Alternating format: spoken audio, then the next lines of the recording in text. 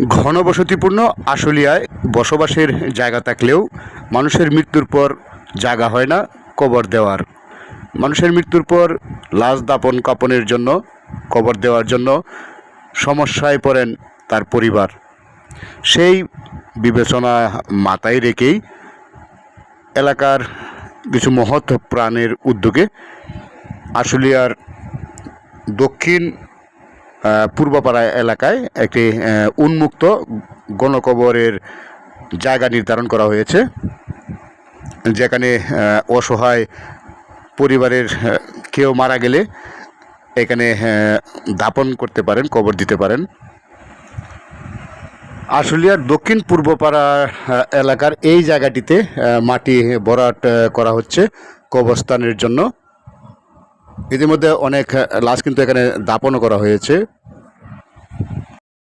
সম্পূর্ণ কিন্তু এলাকার যে স্থানীয় গণ্যমান্য ব্যক্তিবর্গরা রয়েছেন তাদের আন্তরিক প্রচেষ্টায় কিন্তু এই ব্যয়বহুল একটা জায়গা নির্ধারণ করা হয়েছে, গণকবরস্থান তৈরি করা হয়েছে। এখানে কিন্তু আপনারা ইচ্ছা করলেও এই গণকবরের সাহায্যে আপনারা এগিয়ে আসতে পারেন যাদের ইচ্ছা চায়। এখানে যাদের পৃষ্ঠপোষকতায় সর্বাধিক তত্ত্বাবধানে এই গণকবর করা হয়েছে তাদেরই একজন এখানে মুরব্বী রয়েছেন। আমরা কাজী সাহেবের সাথে কথা বলবো।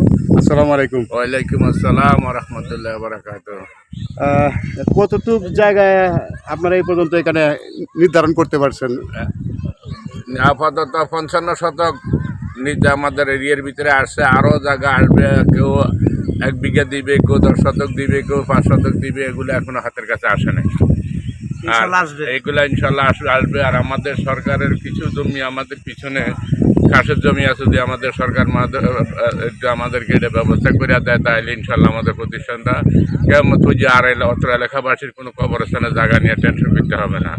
আমাদের এখানে সবচেয়ে বড় কথা, অসহায় গরিব যারা, তাদের জন্য বাসও ফ্রি, কাপড় ফ্রি। আমরা ইনশাল্লাহ যারা বিত্তবান আছি তারাই সহযোগিতা করি, তারাই সহযোগিতা করবো। এবং আমাদের চেয়ারম্যান সাহেব সহযোগিতা করছেন, আমাদের মেম্বার সাহেব আমাদের সহযোগিতা করছেন, আমাদের খতিব সাহেব উনিও মসজিদে জোরালোভাবে সবার কাছে মসজিদে ভর্তি রাখছেন। এখানে এই পর্যন্ত কতজনকে দাপন করা হয়েছে, কবর দেওয়া হয়েছে? ছোট বড় মনে করেন মিলে প্রায় 70-75 জন হয়ে গেছে। আলহামদুলিল্লাহ। এখানকার যে খতিব রয়েছেন আমরা তার সাথে একটু কথা বলবো।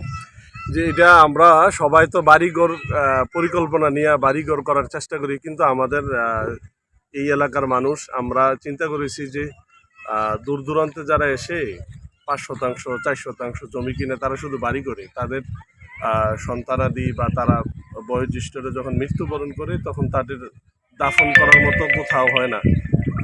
ছোটোখাটো যে কবরস্থানগুলো আছে এগুলো পারিবারিক, সবার জন্য এই কবরস্থান উন্মুক্ত করা এটা আগে খুব কঠিন ছিল। কেউ মারা গেলে তার দেশে দূর দূরান্তে দেশে গ্রামে নিয়ে যেত, কষ্ট হয়ে যেত। এই জন্য আমরা সবাই পরিকল্পনা করি মানুষের কল্যাণের জন্য, যাতে করে সবাই উন্মুক্তভাবে একটা মানুষ, একটা বাচ্চা যদি মৃত্যুবরণ করে, যাতে করে সবাই এই জায়গায় সর্বশেষ কবরস্থানে দাফন করতে পারে। এই জন্য আমরা সবার জন্য উন্মুক্ত করার নিয়তে আমরা ব্যাপকভাবে সবার সহযোগিতায়, আন্তরিক সহযোগিতায় আমরা চেষ্টা করতেছি। এইভাবে আমরা যে একটা পরিকল্পনা নিয়েছি, এই পরিকল্পনা অনুযায়ী যদি আমরা কাজটা সমাধান করতে পারি তাহলে আমাদের মনে হয় যে আশুলিয়া ইউনিয়নের মধ্যেই আমাদের এটাই সর্বশ্রেষ্ঠ বড় কবরস্থান হিসাবে আমরা স্বীকৃতি দিতে পারবো ইনশাআল্লাহ। এবং এখানে আমাদের ভবিষ্যতে একটা ঈদগাহ মাঠও করার বা একটা মাদ্রাসা করার আমাদের ইচ্ছা আছে।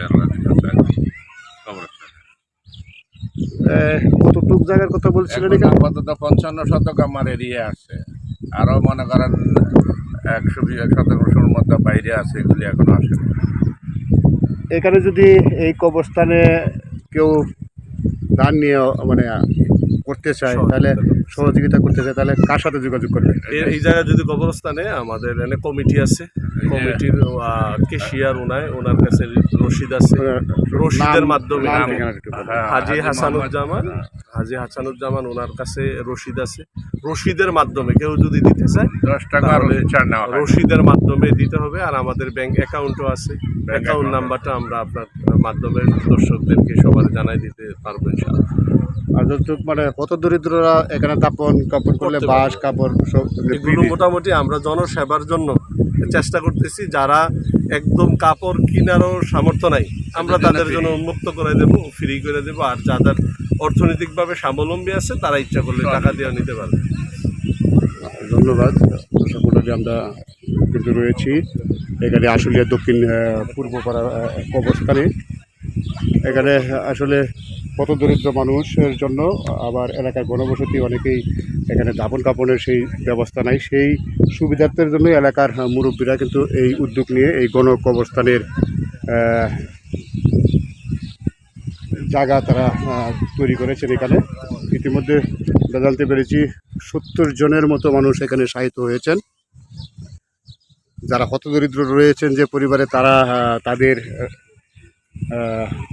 লাশ কিন্তু মরদেহ দাপন কাপন করার জন্য এখানে এই কবরস্থান থেকে সহযোগিতা করা হয়।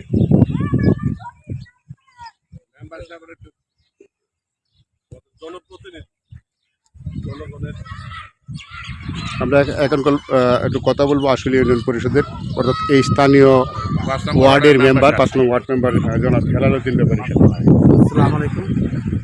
আজকের আশুলিয়া দক্ষিণ পূর্বপাড়া এখন কবরস্থান, এখানে গণকবরস্থান। এইখানকার যে নির্ভর মানুষ বলে কি বাইরের লোক যেখানে বাস করতেছে, হঠাৎ করে একটা লোক মারা গেল, তারা কবরস্থান এই দেশে দেওয়া যাবে, টাকা পয়সাও নাই তাদের যাবে বলে কি দেওয়ার জন্য। এই জন্য আমরা এখানে একটা গণকবরস্থান আছে, সেটা বলে কি সেখানে আমরা কবরস্থান কবর দেয়। এখানে আমরা তাদেরকে আমরা এইখানে এই কবর দেওয়ার জন্য, কিন্তু সামনে পিছনে যে মাটি এই যে ভরট করার জন্য বলে কি সবার জন্য সহযোগিতা চাই।